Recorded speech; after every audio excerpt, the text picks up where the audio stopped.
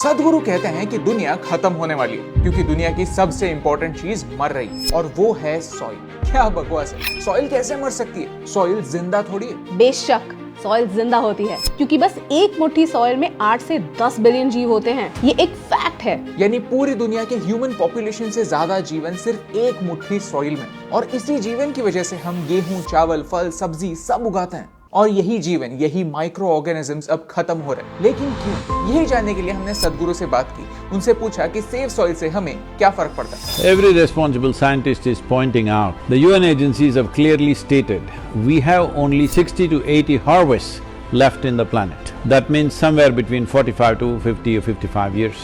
After that, we don't have the ability to grow food on the land because there is no nutrient in the soil. 27,000 species of microbes are going extinct per year. If it goes at this rate, in about 30 to 40 years, we will reach a point where we cannot grow food, and if we try to regenerate the soil at that time, it will take 150 to 200 years. That means death. Soil एक non renewable natural resource है। Did you know, सिर्फ 1 centimetre top soil बनने के लिए 1000 साल तक लग सकते हैं और उसे खोने के लिए सिर्फ 1 घंटा ही काफी है। जोरों की बारिश जहां मिट्टी को पकड़े रखने के लिए पेड़ ना हो, सॉइल डिस्ट्रॉय कर देती है। पोल्यूशन, इंडस्ट्रियलाइजेशन, केमिकल्स, रीजन एक नहीं कई सारे हैं। हम खुद चाह कर भी सॉइल नहीं बना सकते। ये प्रोसेस नेचुरल है और इसमें टाइम लगता है। लेकिन पिछले कुछ सालों में हम सॉइल को जिस स्पीड से डिस्ट्रॉय कर रहे हैं, उस स्पीड से we don't have much time left. Because of industrial level of agriculture, where there is no organic input into the soil, the plant cannot get the nutrients that it wants without the help of the microbes, because those microbes are the basis of life on this planet. Soil is not dead material where you can throw some nitrogen, phosphorus, something and make it happen. It's a living entity. Interstellar movie आपने देखी होगी, वहां भी कुछ ऐसे ही problem को predict किया है, जहां हम एज ह्यूमंस इस मिट्टी को इतना डिस्ट्रॉय कर देते हैं कि कौन छोड़कर कुछ भी उगा ही नहीं पाते। यूएन कहता है कि हम हर 5 सेकंड्स में एक फुटबॉल के मैदान जितनी सॉइल डिस्ट्रॉय कर रहे हैं। इंडस्ट्रियल फार्मिंग, एक हद से ज्यादा केमिकल्स का इस्तेमाल,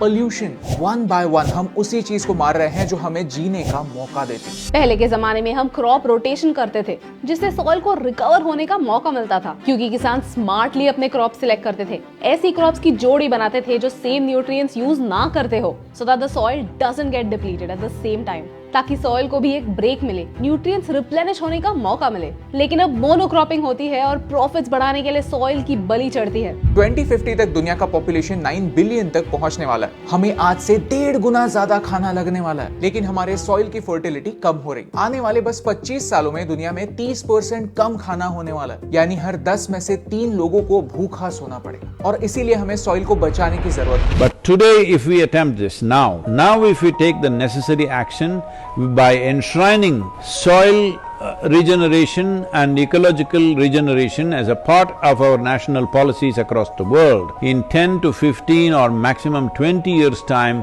we can make a significant turnaround. Soil दुनिया का सबसे बड़ा रिसाइकलिंग प्लांट है जो दुनिया के ऑर्गेनिक वेस्ट को ब्लैक गोल्ड में बदलता है, उससे खाद बनाता है। सॉइल दुनिया का सबसे बड़ा कार्बन रिजर्व है, यानी ग्लोबल वार्मिंग रोकने के लिए सॉइल बहुत इंपॉर्टेंट है। हेल्दी सॉइल पानी पकड़े रहता है, फ्लडिंग होने से बचाता है। सॉइल ग्रीडी नहीं है, उसे जितना पानी लगता है वो उतना ही पानी एब्जॉर्ब करता है और बाकी का पानी ग्राउंड वाटर बन जाता है, जो आने वाली जनरेशंस के लिए एक वाटर बैंक बन जाता है। सॉइल एक कंप्लीट इकोसिस्टम है।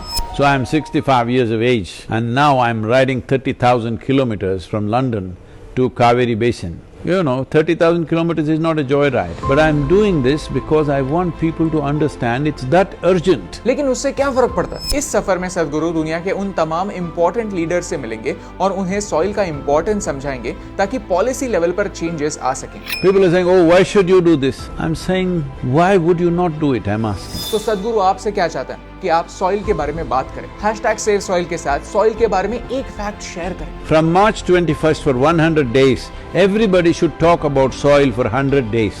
If you do that, we will aggregate these numbers in the social media platforms and come to a place where if 3 to 4 billion people have spoken about soil, no government is going to ignore it, because in a democratic nation, the only currency that flies is numbers. सदगुरु मानते हैं कि environmental issues election issues बनने चाहिए। वही सरकारें चुनकर आनी चाहिए जो हमारा भविष्य सुरक्षित रखने का वादा करें और उसे निभाएं। अगर आपको इस वीडियो से वैल्यू मिली तो इस मूवमेंट को आगे बढ़ाने में हमारी और सदगुरु की मदद कीजिए। जब तक हम दुनिया की सरकार से डिमांड नहीं करेंगे, उनसे सवाल नहीं पूछेंगे, तब तक एनवायरनमेंट को कोई भी सीरियसली नहीं लेगा।